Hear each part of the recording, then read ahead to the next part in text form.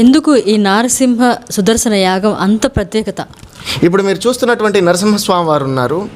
ఈ స్వామివారు 800 సంవత్సరాల క్రితం ఎంతోమంది సిద్ధులు సాధువులు తపస్సును ఆచరించారట.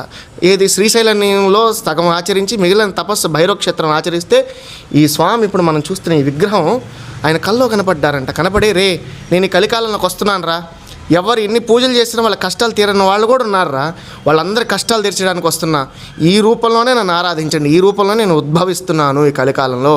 నా పేరు అష్టాదశభుజ యోగానంద పుణ్యమోక్ష శ్రీ వెంకట సర్వసిద్ధి కాల లక్ష్మీ నరసింహస్వామి నా పేరు, నన్ను ఒక క్షేత్రంలో స్థాపితం చేయండి అని ఆజ్ఞాపించి నన్ను ఇలాగే అర్చన చేయమని ఆయన ఆజ్ఞాపించారట. వాళ్ళు అక్కడి నుంచి స్వామివారికి చిత్రపటాన్ని అంటే ఆయన యొక్క రూపాన్ని ఒక చిన్న ఆకు మీద రాసుకున్నారు. ఆ ఆకు మీద రాసుకొని దాన్ని పూజిస్తూ దానికంటూ యంత్రాలు ఆ మంత్రశక్తి అంతా కూడా యంత్రాలు నిక్షిప్తం చేసి 800 ఏళ్ళకి పూజ చేశారమ్మ. ఆ గురువులు కల్లో కనబడ్డ రూపాన్ని వాళ్ళు ఆకులో రాసిచ్చారు తాళపత్రాల మీద. ఆ రూపాన్ని నేను తయారు చేయించుకొని అర్చిస్తూ వచ్చానమ్మ. ఈ ప్రపంచంలో ఎక్కడా ఉండకుండా నవనారసింహమూర్తిగా యోగాసనంలో ఉంటారు. యోగముద్రలో స్వామివారు ఇలా కూర్చొని చతుర్భుజ లక్ష్మి అంటే 4 చేతులు ఉండే లక్ష్మి ఒళ్ళో కూర్చొని ఉంటారు. కానీ యోగాసనంలో అభయహస్తంలో కమలాన్ని పట్టుకుని అందరినీ శాంతి రూపంతో గమనిస్తుంటారు.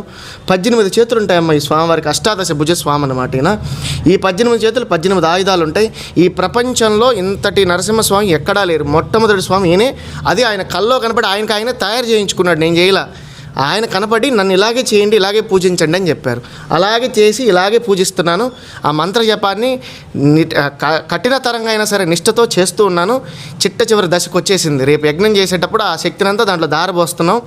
ఆ శక్తిని ఎవరు అందుకుంటారో, నాయకులని లేదు, పేదవాళ్ళని, ధనికులని, సాధారణమైన మనుషులైన వాళ్ళు ఎవరైనా సరే దాన్ని పట్టుకున్నారంటే మాత్రం వాళ్ళ జీవితాలు ధన్యం.